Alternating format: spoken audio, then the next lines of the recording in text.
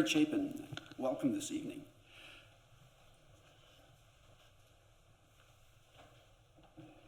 This is the Alaska that each of us has come to know and love. However, it's unlikely to stay this way. We know through our experiences that Alaska is warming.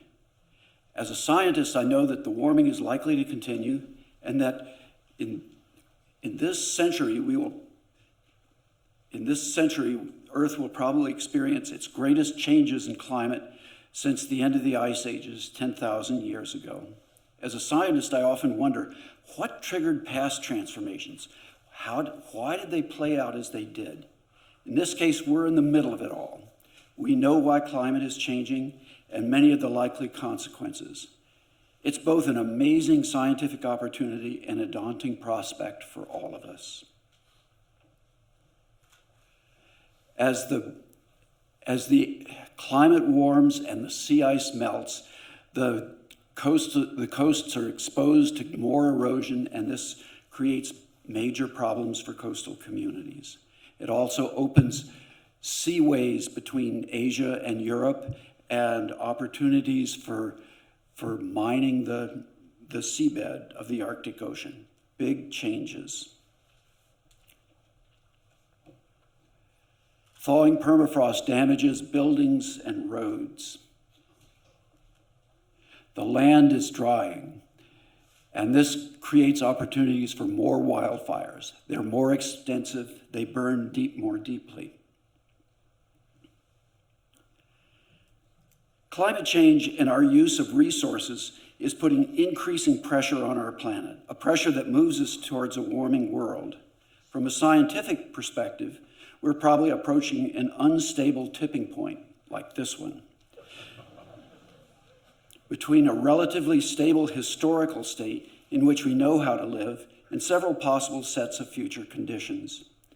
At these times of instability, even a small nudge in one direction or another can trigger large changes in long-term pathways, like between an ice age or a hothouse climate, or between a democratic and a totalitarian political regime.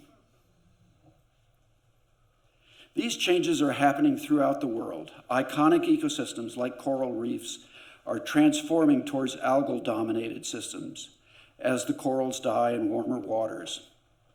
In our own boreal forest, we're shifting from a spruce-dominated world to one dominated by deciduous forests, shrublands, and grasslands. As a scientist, I know the reasons for these changes are complex. As an Alaskan, I recognize that this represents a big change in the world around me.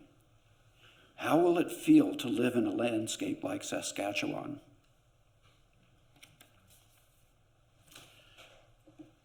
For the past 2 decades, I've been learning about positive things that people can do to move toward a more sustainable future. I've written about some of these opportunities in this book about grassroots stewardship. In general, we have the knowledge, understanding, and technological capacity to shift towards sustainability. The key scientific question for me is whether we have the wisdom and the willpower to act as stewards for more sustainable futures. Surveys suggest that most citizens in both developed and developing nations are concerned about climate change.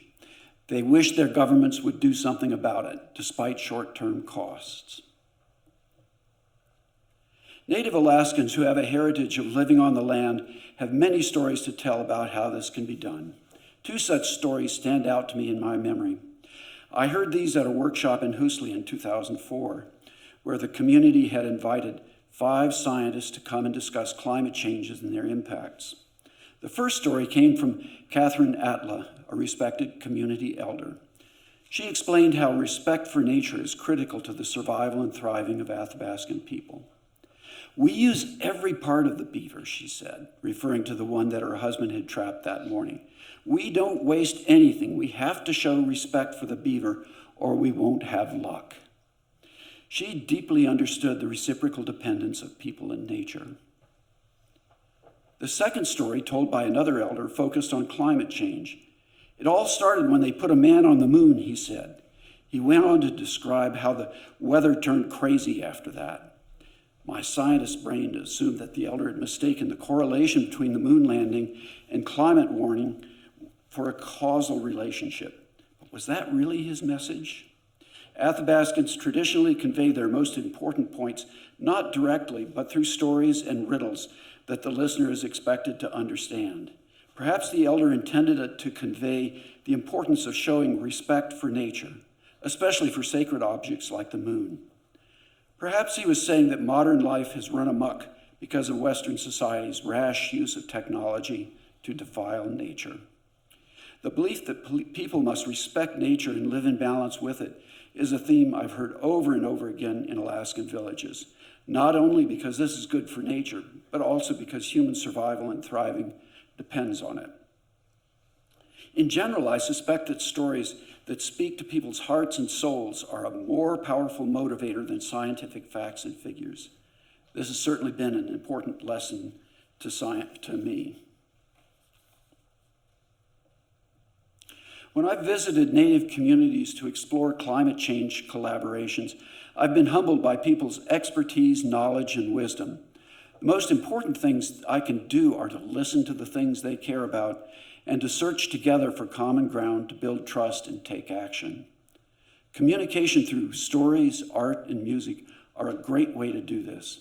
It fosters trust and a sense of shared community across diverse audiences. In a Time of Change is a program that helps us learn these skills and share perspectives. I love this picture that my son drew in art school.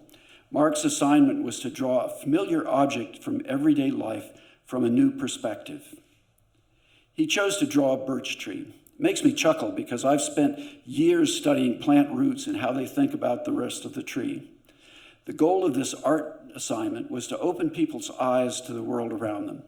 Openness to different perspectives stimulates new ways of thinking and opportunities for innovation. I'm cautiously optimistic about the future. The bad situations in which we live breed many opportunities for improvements. Many groups are doing amazing things to make the world a better place. So there are important actions that match any person's passions and interests.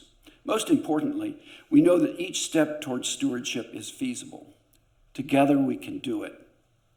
At the end of the day, we own the problems and the opportunities for solutions. You and I must individually decide what we will do next.